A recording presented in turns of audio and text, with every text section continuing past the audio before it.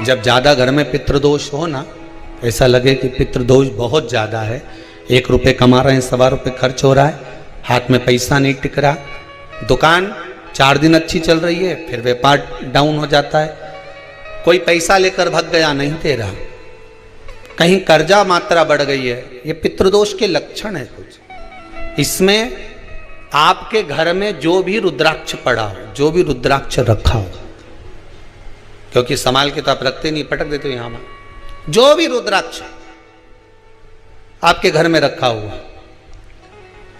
एक पानी के पात्र में उस रुद्राक्ष को डाल दीजिए, उसमें 1 चावल का दाना डाल दीजिए।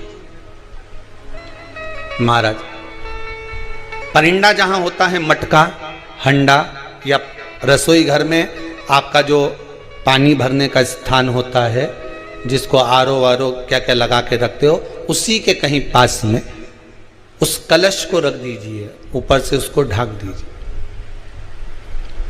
शाम के समय, सुबह रखा 10 बजे से 12 बजे के बीच में, शाम के समय प्रदोष काल में भगवान शंकर का नाम स्मरण कर कर, ओम नमः शिवाय बोलकर, श्री शिवाय नमस्तुभ्यम बोलकर, या महामृत्युंजय मंत्र का स्मरण कर कर, या गायत्री मंत्र का स्मरण कर कर, जो मंत्र आपकी बुद्धि में, विवेक में समाहित हो, उस मंत्र का नाम लेकर राम कृष्ण हरि जो बोल सकते हो, एक घी का दिया अवश्य प्रज्वलित करें, लंबी बाती का।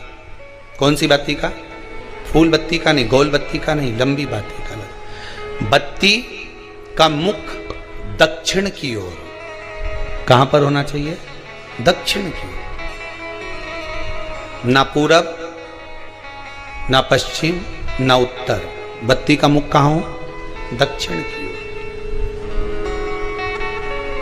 जैसे श्राद्ध पक्ष में ब्राह्मण को जब भोजन कराते हैं तो ब्राह्मण का मुख श्राद्ध पक्ष के भोजन कराते समय अगर पूरब, पश्चिम और उत्तर का होता है तो श्राद्ध के भोजन का फल नहीं मिलता, उसका मुख दक्षिण का होता है।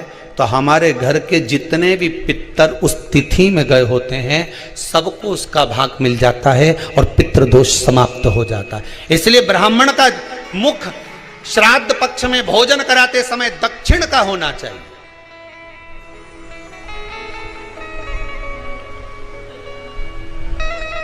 ब्राह्मण का मुख दक्षिण का हो।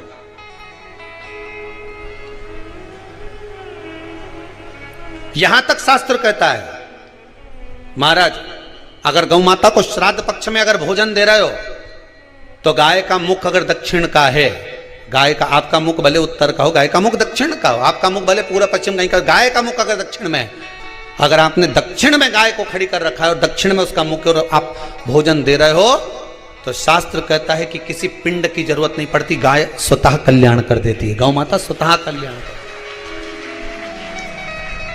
दक्षिण मुखी हो। तो दिए की जो बाती का मुख कहां होना चाहिए? दक्षिण का। और दक्षिण का मुख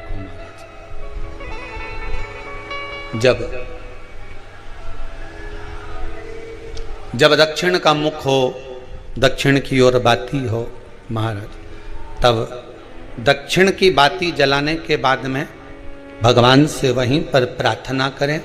जो कलश रखा है उसके ऊपर जो प्लेट रखी है, ढाका गया है, वहां अपना सीधा हाथ रखें और अपने पूर्वजों का, अपने पितरों का स्मरण करें कि मेरे धन को लेकर कोई चले गया, मेरा व्यापार ऐसा चल रहा है, मेरा घर में बच्चों का विवाह नहीं हो रहा, या घर में इतनी अशांति है, या तकलीफ है, या कष्ट है, ये सब का स्मरण कर कर उस कलश को रात्रि भर रखे रहने दें। सुबह स्नान आदि करने के बाद फिर एक घी का दिया दक्षिण की ओर लगाकर सुबह 10 बजे से 12 बजे के बीच में उस जल को शिव जी को समर्पित कर कर आ जाएं और वो रुद्राक्ष लेकर वापिस सजाएं। महाराज वापिस सजाइए, उस रुद्राक्ष को अपने घर में रख दीजिए। वर्ष भर वो रुद्राक्ष आपको कभी बीमारी से नहीं घिरने देगा, कभी किसी जगह खड्डे में नहीं जाने देगा, वो उन्नति की ओर ही बढ़ाएगा। भले कोई भी रुद्राक्ष हो, 1 मुखी से लेकर 14 मुखी, 20 मुखी, 18 मुखी, जो रुद्राक्ष आपके पास में, आप तो उसका स्मरण करिए, आप उसका स्मरण करें।